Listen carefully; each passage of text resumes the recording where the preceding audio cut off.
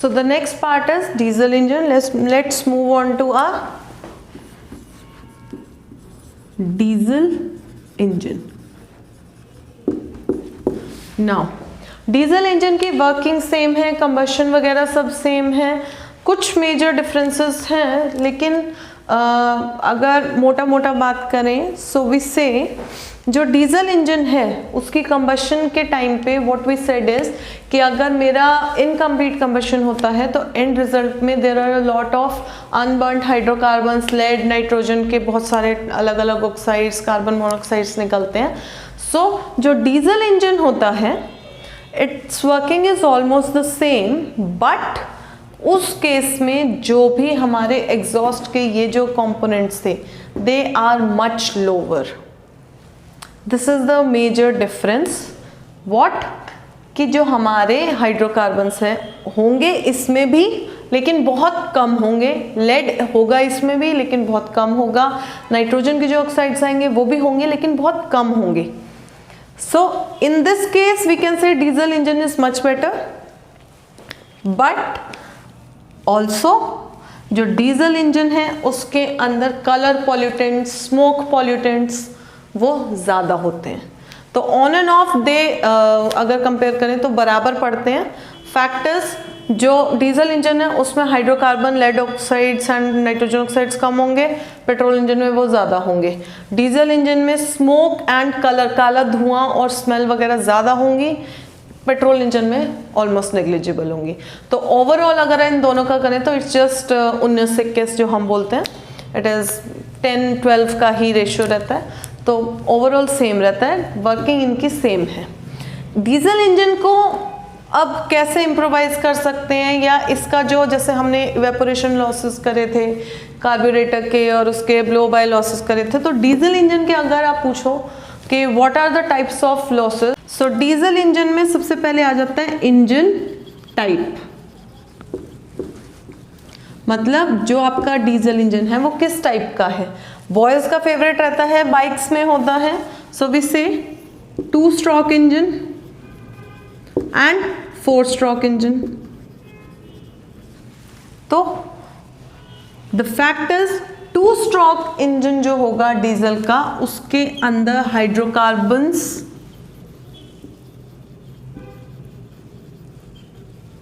And nitrogen के oxides are very high होंगे इसमें भी, लेकिन when we move on to 4 stroke these things reduce काफी हद तक. सो वैसे हमेशा जितना 4 स्ट्रोक होगा it is better than a 2 stroke engine. Now second is mode of operation. Mode of operation मतलब मोड ऑफ ऑपरेशन अब कैसे कैसे हो सकते हैं. फर्स्ट इज आइडल, बस इंजन ऑन करके, डीजल इंजन की कोई गाड़ी है, बस इंजन ऑन करके खड़े हैं, वेट कर रहे हैं, आइडल कंडीशन में खड़े हो ना.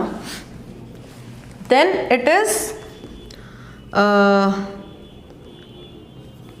High speed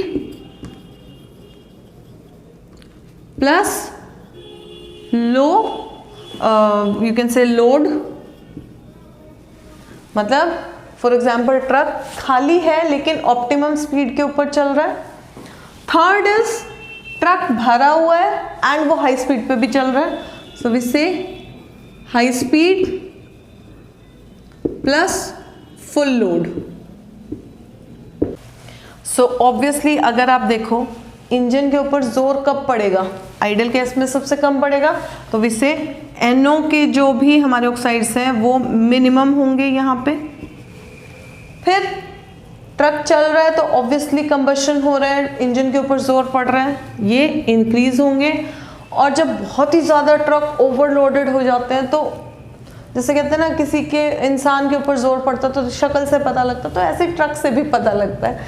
I know it's funny, but आप ट्रक अगर पूरा लोडेड है तो उसकी अगर आप मोशन को भी मॉनिटर करोगे तो वो बहुत हैवी मूवमेंट शो करता है, उसको बहुत जोर पड़ रहा होता है. तो that time a large amount of fuel is being supplied to the carburettor to proceed further and combustion. मतलब इसीलिए it has the maximum pollutants.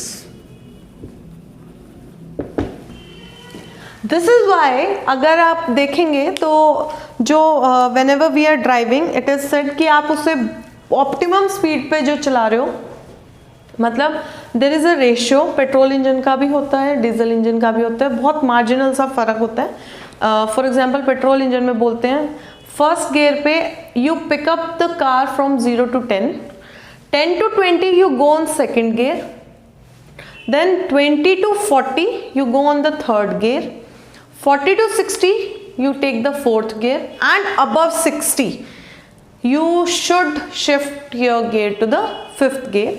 अगर आप इन स्पेसिफिकेशंस के साथ चलते हैं तो आपकी जो गाड़ी होती है इट गिव्स और it provides the maximum fuel efficiency, बहुत अच्छी एवरेज आती है, इंजन की क्वालिटी मेंटेन रहती है, कार्बोरेटर पे जोर नहीं पड़ता है या लुब्रिकेशन की बहुत ज़्यादा ज़रूरत नहीं पड़ती है। So the same thing. अब होता क्या है, if you have paid attention, जब whenever we are going on hill areas, तो जहाँ पे चढ़ाई होती है या कहीं पे भी घर में भी रैंप के ऊपर हम चढ़ाते हैं तो मतलब चढ़ाई है, वहाँ पे इफ़ यू हैव नोटिस जितना बड़ा गियर होता है उतनी इंजन की पावर कम हो जाती है। वाई? बिकॉज मेरी कार ऑलरेडी एक मोमेंटम गेन कर चुकी है, उस मोमेंटम को ही मुझे धीरे धीरे बढ़ाना है। तो जैसे जैसे गियर बढ़ता जाता है amount of supply of fuel starts decreasing. तो अगर आप छोटे गियर पे जाएंगे तो ज़्यादा अमाउंट ऑफ फ्यूल जा रहा है, ज़्यादा बर्निंग हो रही है, ज़्यादा amount of threshold energy is being provided to the engine. तो इसीलिए बोलते हैं कि जब आप चढ़ाई पे चढ़ रहे हो या बहुत ज़्यादा लोड है तो आप छोटे गियर के ऊपर चलाओ। छोटे गियर के ऊपर आप चलाते हो तो सप्लाई ज़्यादा जा रही है फ्यूल की, इसीलिए उसके इंजन के ऊपर भी जोर पड़ रहा है, क्योंकि वो कॉन्स्टेंटली एक स्टेशनरी, क्योंकि जो इनर्शिया है मेरी व्हीकल का वो बहुत ज़्यादा हो गया है and it is trying to stop the vehicle, friction और inertia everything is working in that direction, और आप जो फ्यूल दे रहे हो वो उसे आगे पुश कर रहा है, राइट? सो जब भी जोर पड़ता है दैट मीन्स आपको छोटे गियर में शिफ्ट होना पड़ेगा। जो फुली लोडेड ट्रक्स होते हैं उनके अंदर आवाज़ ज़्यादा इसीलिए ही हो रही होती है बिकॉज इतना इनर्शिया हो जाता है, उनका फ्रिक्शन इतनी बढ़ जाती है कि उन्हें बहुत छोटे गियर के ऊपर ड्राइव करना पड़ता है। छोटे गियर पे उनकी स्पीड भी कम होती है तो आवाज़ ज़्यादा आती है बिकॉज इंजन के ऊपर जोर पड़ रहा है, राइट? इसीलिए एफिशिएंसी निकालने के लिए ऑप्टिमम स्पीड पे चलाना ज़रूरी है। सपोज अगर आप 60 की स्पीड पे चल रहे हैं, 60 की स्पीड पे आप चल रहे हैं एंड आपका गियर थर्ड है, कार चलेगी, इट विल नॉट स्टॉप। लेकिन जस्ट इमेजिन कि जो काम 10 रुपये दे के हो रहा है उसमें आप 20 रुपये दे रहे हो, एवी खामखा। सो इसीलिए it is advised to drive your vehicle in optimum speed. ये एक कॉमन सजेशन भी हो गया यू कैन से। तो अपनी गाड़ी का भी ध्यान रखें, एनवायरनमेंट का भी ध्यान रखें, ऑप्टिमम स्पीड पर गाड़ी चलाएं, पॉल्यूटेंट्स को कम करें, एफिशिएंसी बढ़ाएं, अपनी एवरेज को बढ़ाएं। So this was my diesel engine. Petrol engine और डीजल इंजन में फ़र्क सिर्फ कहाँ पे है? 2 पॉइंट्स का है। दोनों के अंदर कंबशन हो रहा है, दोनों के अंदर ही एल्डिहाइड्स, लेड, हाइड्रोकार्बन्स, नाइट्रोजन के ऑक्साइड्स निकल रहे हैं। एक में ये पॉल्यूटेंट्स कम है, एक में स्मोक और कलर पॉल्यूटेंट्स ज़्यादा हैं। These are the major differences. With this we complete this unit and a major part of our syllabus. In the next videos, in the next lectures, we'll move on to phase diagrams and Clausius-Capron equations, which is also you can say requested by a student also. So next lecture will be on that only. Stay tuned, don't miss those lectures, those are very important lectures. This was all for today. Thank you so much. Don't forget to like, share and subscribe and make it reachable to all the needy, curious and intelligent students out there. Thank you so much.